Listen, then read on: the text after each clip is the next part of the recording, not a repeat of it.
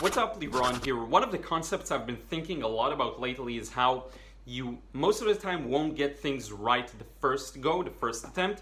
And one of the things that really helped me and improve over the last couple of years was to just simply not give up after the first failure. So every time you do something and you learn more and more. And today I want to share with you me trying and testing out painting an animal, which I don't do a lot of. Lately I've been, I painted a rhino and I painted a swan. So I did start dabbling in painting animals, but I wanted to show you the experience of me learning how to paint something new that I don't paint as often. The rules are the same, the basics are the same, the best practices are the same, it's just painting.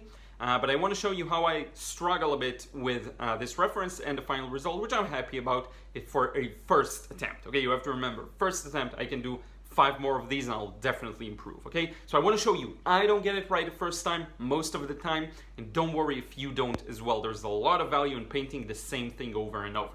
With that being said, let's get started. So we'll get started with the drawing. As you know, I don't do a lot of animal painting, so this could be a nice change of pace. I'm looking for some main shapes to kind of base this on. Animals, people, they're all very organic shapes, so you have to have that in mind. If you want them to look good, you really have to find it's not just, buildings, boats, it's a little more complex in my opinion. And I, again, don't paint a lot of animals, so I'm just trying to find some main shapes to rely on. That's kind of the main. I think the mouth is going to end somewhere around here. And then this is kind of the shape of the face. Like so. This is where the face is going to be. The mane and the ears. One's going to be here. Another one there. I'm going to try and let the paint do most of the talking for me. The painting stage, but still I do want to get enough information in with the pencil just so that I know what I'm doing, basically. Here's one eye, second eye, bottom of the mouth. We're gonna spend some time on the face just to make sure it looks kind of right. And animals are easier than people, in my opinion, but still pose quite a challenge. So the nose going upwards and then into the eye. So we have one eye here. Another one kind of at the back, like that. This area is pretty much in the shadow. Mouth, tongue is out. Now that I think about it, I'm not even sure if that's a wolf or just a dog, just a type of husky, or I have no idea. I'm not still learning this. I'm not familiar with a lot of dog types. As a kind of new dog owner, who knows? But in any case, that's the main details in this area. I'm going to continue with the body, and we have one leg that's kind of coming at an angle, turning around like this, and coming out of this area, like so. Anatomy does help with these kinds of things. Preparation does help. Now you're actually learning with me, but if I'll do like a client work, I'll definitely do more preparation. I don't do a lot of commissions, but when I do, that's one way of getting ready. You do want to do some studies and maybe some prep sketches. Here I'm just kind of winging it and seeing what we get. So it kind of is a mix of a wolf or a lion or husky or, Samoyed, another type of dog. But in any case, the main thing is here. We've got the main details in. The structure of the face will become more obvious the more details we, again, add in here with the shadows. But mainly we have a shadow coming through here, going around back through here, coming through here. This should probably be more towards this area. We're gonna give it a try, we'll see what happens. And with watercolor, you never know what the result's going to be like anyway, so it's kind of a bet or a guess. So some tutorials inevitably are better than others. So here's what we're going to do. I'm going to do the initial wash. I'm going to start with the yellow in the surrounding, and in this one I do want to break off the yellow into the green, sorry, into interesting blues and yellows. So let's do that. Let's go a little crazy. I did a lot of boat paintings recently, so trying to loosen up with this one, especially because it's organic shapes. And you know, a lot of people ask how to paint or draw even fur, how to, you know, do all these complex textures, and my answer is the textures will come with the accurate drawing and the accurate values and just letting water do what it does best, which is be free. So I wouldn't worry too much about getting the right textures necessarily in. It's just something that comes with following the right basics and working correctly. So yeah, it's just an inherent part of the process. So this is the left part, the right part is done. Now as for the left part, and I'm gonna try work a little fast because I want to connect the right area here with a bit of a muted grayer shadow, because his fur is quite gray. Bit of yellow like that, and connect it, all of the shadowy area, just to have a bit of a more continuity in the painting. Here's the shadow all underneath its face. Actually, the entire face, right side of the face is in shadow. Let's cover it up. Let's see what happens. I don't know. We'll give it a try. Taking some risks out here. But in any case, here's the eyebrow. And here are some hints at the fur. I could use a smaller, more accurate brush, but I actually want to enjoy myself here and not worry too much about that kind of thing. So this is what you get. A bit of a cool, warm play within the fur. That's a nice little thing to try out. Around the legs, connected to the background if possible, and you know, you don't have to connect everything, but I find that it works nicely when you are able to do that. Let's get rid of some of that. It was too yellow and green. Now here between the legs I want it to be a little warmer. So here we go. While it's still wet, it's important to do these things. Bit of a warm hint on the other side of the leg, and like so. Hopefully the shape starts to come together. And even if it's not perfect, the gist of it is there. And sometimes I'm really enjoying these works more as sketches, especially when I'm trying out a new subject I'm not as familiar with. I like to just take my time, and this is kind of my research, in other words. This is the stage where I try and figure out how to paint this kind of a subject. Let's do some wet and wet here with the fur to separate it a bit from the background. So we got the evenness and the continuity, but now let's make some separations here. A bit of darker values here and there. There's a bit of a darker value around its tail, kind of like that.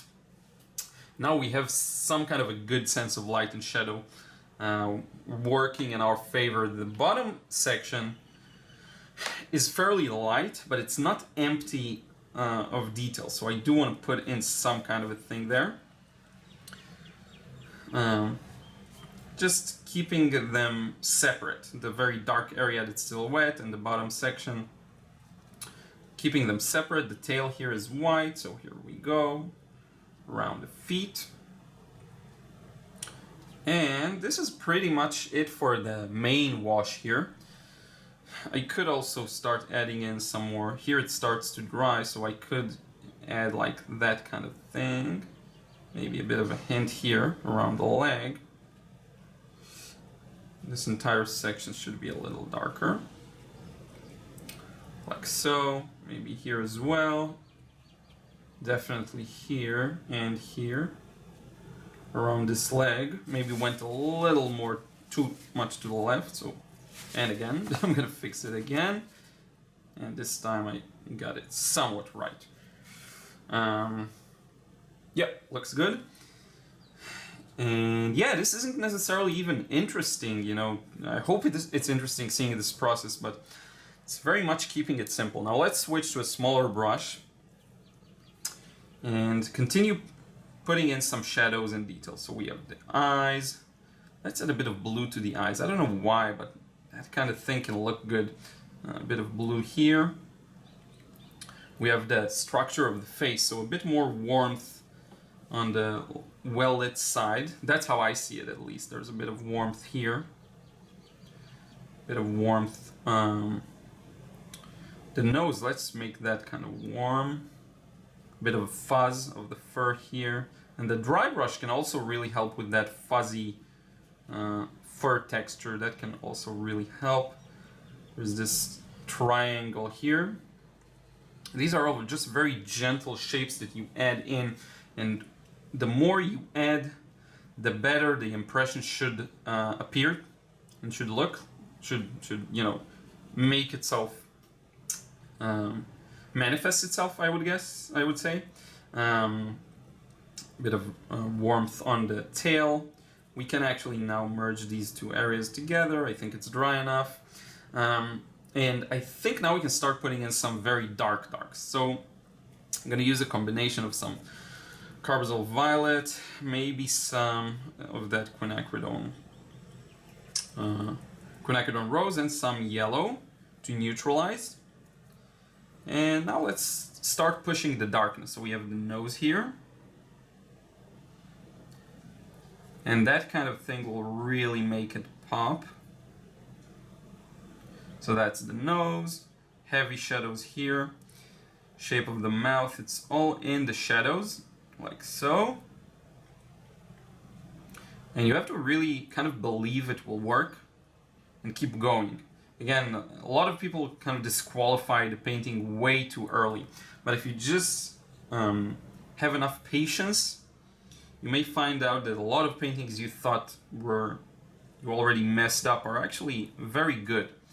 So really take your time and allow yourself permission to work at your own pace and discover what the painting is about, okay?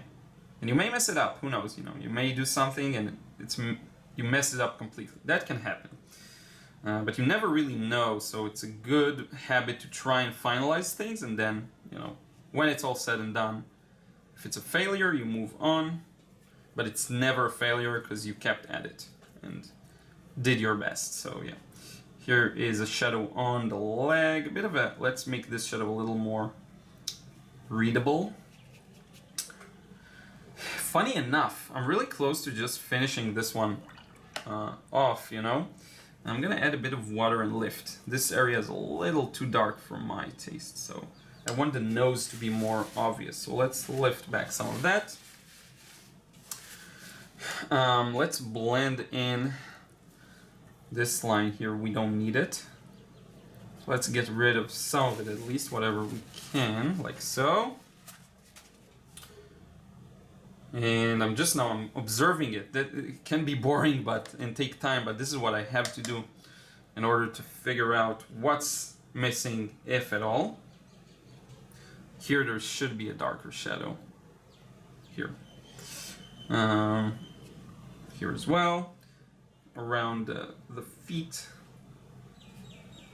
just hinting at the paws. And funny enough, I think this is almost done. Let's do this thing. Let's add a branch here, because I see a branch and I kind of like its look. So let's do this without overworking anything. And a couple of twigs here, just to have some kind of a simplified background. And a couple of twigs here.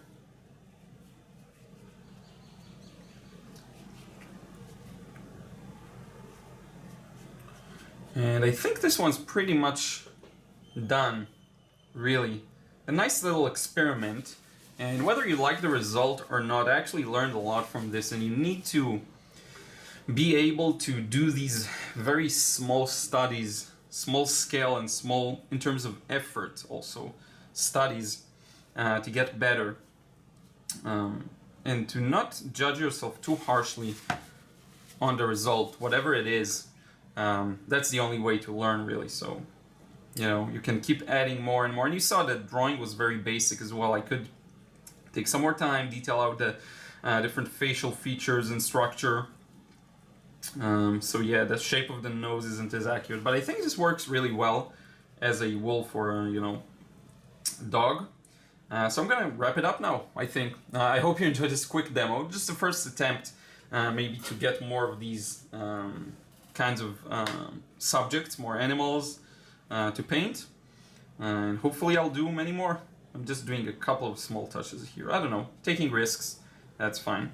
But in any case, yeah, I hope you enjoyed this one, and now let's wrap it up. So I hope you enjoyed seeing this painting process. I'm actually quite happy with the result. For a first attempt, that's great. Many times the videos and tutorials I do here are the first attempt, okay? Most of them, the recent ones, were the first go I had it at that scene. But I do believe there's a lot of value in first having a couple of tries. Sometimes I will do a small thumbnail kind of test to see if that kind of thing works out. And I want to remind you, my Frustration Free Watercolor course is out. You can find a link in the description box below. If you want to be able to let go of all that self-judgment and feeling very tight and rigid with your painting process, be sure to check that out. I think actually this is a perfect example of this. You know, when you feel like you have to be the most careful, sometimes is actually the time to let go the most. And if you feel like you're in a perfectionist mode, by actually letting go, you'll counterintuitively do better. Okay, so if you want to learn that, check it out. I want to thank you so much. Don't forget to drop a like and a comment if you enjoyed this one, and subscribe if you still haven't. I have tons of processes. Thank you so much, and I will see you again in the next vid real soon.